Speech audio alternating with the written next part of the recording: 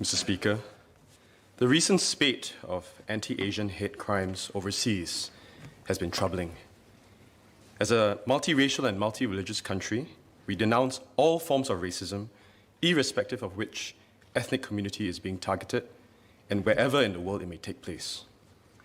Hate crimes and speech fracture our society and threaten the harmony that we worked hard over generations to build. Now, repeated exposure to hate crimes and speech deepens feelings of prejudice and distrust and sows discord between different communities. It can also desensitize individuals and normalize unacceptable behavior. And that is why we must be unwavering in our efforts to prevent hateful and divisive sentiments from taking root in our society. Here in Singapore, we have a multi-pronged approach to deter hate crimes and speech, while at the same time working with society to strengthen cohesion and enlarge the common space. Allow me to share 3 ways. First, we have laws that prohibit and punish hate speech, and we will not hesitate to take swift action against anyone who sows enmity and threatens to undermine our racial and religious harmony. Under the Penal Code, it is an offense to utter words, make gestures, or place any object in sight of a person with deliberate intent to wound the religious or racial feelings of that person. 2, to promote enmity between different groups on grounds of religion or race. Or 3, to commit acts that are prejudicial to the maintenance of harmony. Second, we encourage public discourse to promote mutual understanding and respect. And in this, we all have a part to play. That's why we launched Bridge in 2017, which is a series of community-driven initiatives to foster a better understanding and appreciation of the diverse religions and races in Singapore. These are driven by community partners who provide safe spaces and opportunities for dialogue and mutual learning, and are supported by the government. Over the years, we've seen how these programs bring different communities together to candidly and respectfully discuss sensitive issues of race and religion.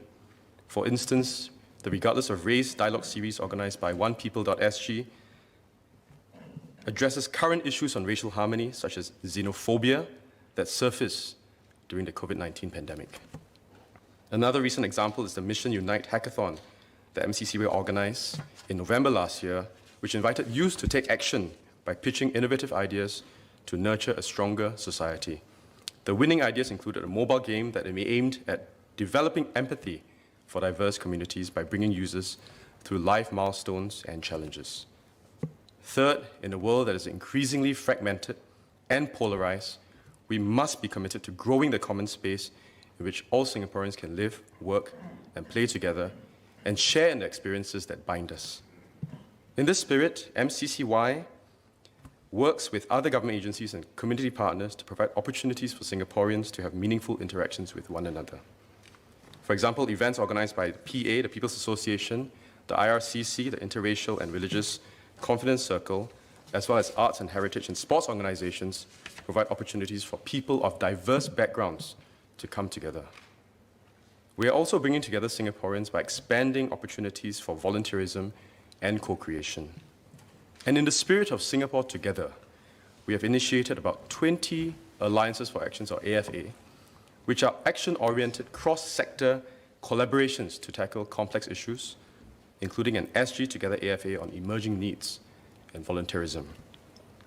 Over the past year, many Singaporeans demonstrated their readiness to stand together with their fellow Singaporeans in upholding social solidarity, especially when our racial and religious harmony is threatened by hateful sentiments or terrorist acts. But despite our best efforts, we are not immune to hate or xenophobia. Last Friday, there was an alleged racist attack on a 55-year-old Madam Hindusha Nita Vishnubai.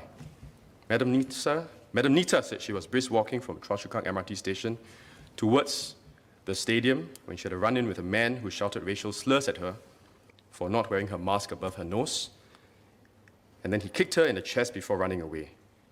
Madam Nita had lodged a police report, and police are investigating. So while we guard against the virality of COVID-19, it is more important for us to guard against the reality of hate and xenophobia. And we should never take the peace and harmony we have today for granted. And Singaporeans must take a firm stand against hate speech and crimes as one united people. Thank you. Ms. Tin.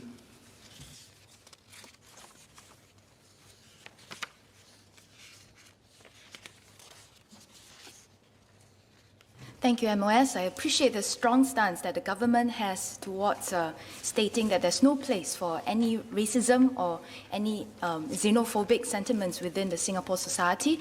I'd like to ask whether there has been an observed increase in reports or even observations of such racist behaviors precipitated by the COVID-19 crisis. Because if this is going to happen now, I wonder what will happen in future if there are other types of crises that hit us.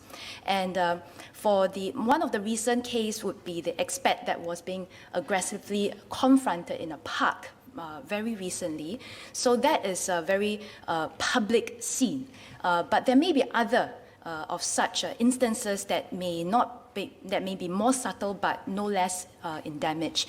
So for victims or people who are subjected to such attacks and what kind of recourse may they have to address this? Thank you.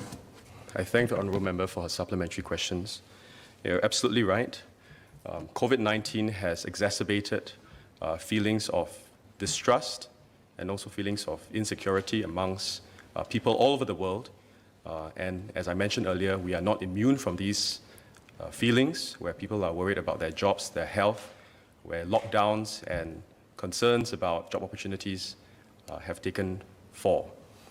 But we must not allow that to take root in Singapore. The recent issues or incidents that I mentioned earlier in Choa Chu Kang and the member had mentioned in Pasir Ris are symptoms that we have to address very robustly. And as I mentioned earlier in my PQ, there are two ways to do it. One is we have the legal and law enforcement route where the penal code is there to protect and to bring people to justice. The second one is even more important, which is the community and social aspect, which we must work at, and it's a work in progress since the founding of our nation, to continue to bring different races and people together.